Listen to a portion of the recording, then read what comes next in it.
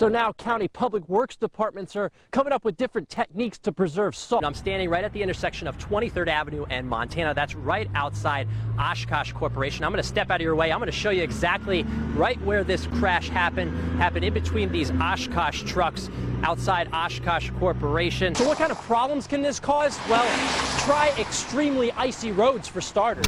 Feeding the meter, of course, is not fun, especially when having change is a thing of the past. But the city of Green Bay is researching ways to make paying for parking a little easier. Robberies, assaults, and of course, stabbings. But one thing's for sure, they are becoming aware of campus resources in case of emergency. This debate is expected to go into the wee hours of Friday morning before this second chapter in the fight over private sector unions can come to a close. There is a 63 to 36 Republican majority in the assembly. They'll likely vote on this later this week. Police say the victim stopped at a parking lot to change a flat tire. And that's when a man came up to her and asked her if she needed any help. And then he proceeded to sexually assault her, and she fought back. But that's when he made his getaway. Well, Nellis actually isn't the only one to get a warning. In fact, more than 3,000 homes in the city of Green Bay got warnings as well. So some city aldermen are thinking about amending that ordinance.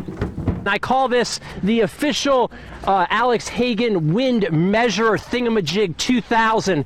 It's obviously not as high tech as what Cameron's got back at the station, but it's definitely demonstrating what drivers are dealing with out here. It's awful to see that happen to somebody like that. On a day we honor our nation's hero.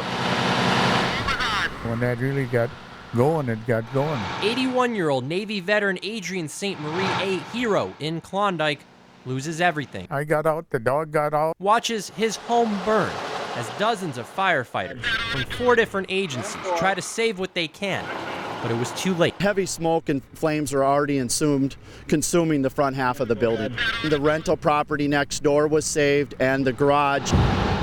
It breaks my heart. Luckily, Adrian lives in a close-knit community. We can help one another. There's about 20 people in Klondike, all 20 of them stepping right in, giving him a place to stay. Get him sweatshirts, pillows, anything. He came out in his robe and his slippers. I got good neighbors. I just hope everybody's got as good neighbors as I got. So today is not a total loss for Adrian. He's safe. He's got his dog in a community that cares for him. It's going a lot better than it could. Just a great guy, he loved life. Here at the Stempa family farm, he was a jokester. Older brothers share childhood memories. He liked to kind of be the center of attention, always cracking jokes, always making fun of people. He loved his family tremendously.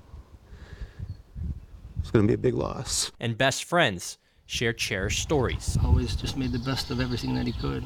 Yeah, found a way to laugh through it all. Yeah. Derek Stempa was known as a family man, well-liked in the community and a hard worker. His death has shocked everyone. Stempa was a county highway worker killed while directing traffic through a construction zone at Highway 47 and County Highway G in the town of Red Springs. Deputies say a 68-year-old Hurley man ran a stop sign hitting Stempa. This was not an accident. This was a preventable crash. Shawano County Sheriff Adam Bieber, a close friend of Stempa's, says this serves as a construction zone reminder. Put your cell phone down, put every distraction that can be in the car, and get rid of it. Support on social media continues to pour in for the Stempa family, and that's only the beginning. Just enjoyed being around them. Back on the Stempa family farm, grief sets in. Every year, our friendship just got stronger. Yeah, I don't know what I'm going to do without them. For a life cut far too short.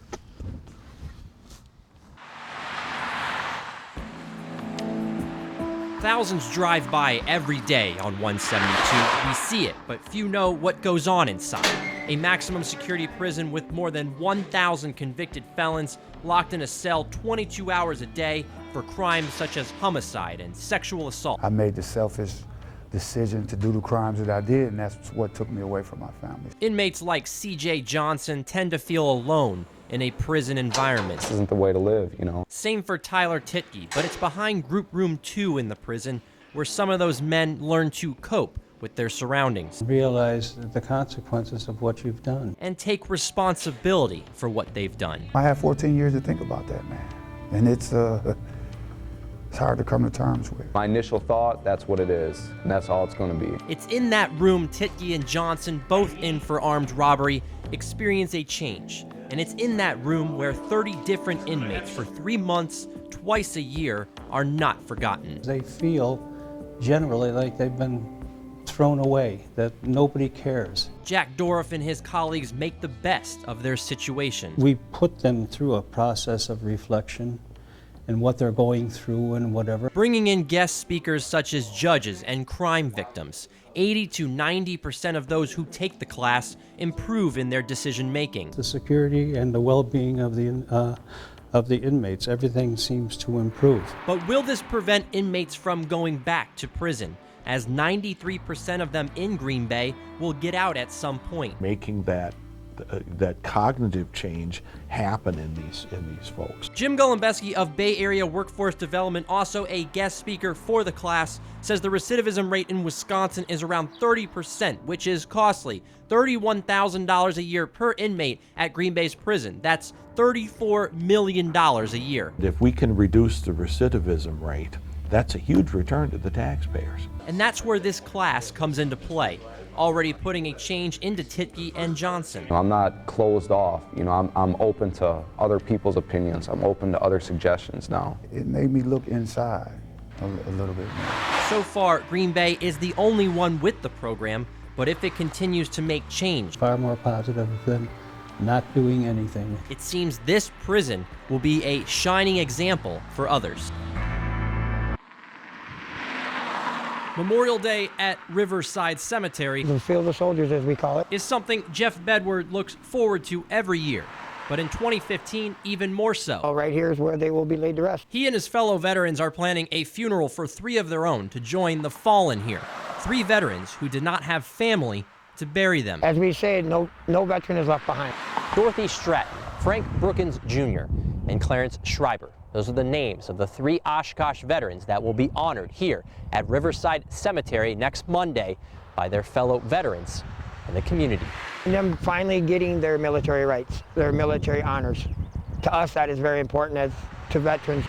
And what's more, city leaders in Oshkosh are donating the plots to make the funeral possible. We're always welcoming for any sort of events that honor the veterans, especially for Memorial Day this year. So if you head out for the Oshkosh Memorial Day ceremony down Algoma Boulevard, stick around. It will be worth it. It's going to be special.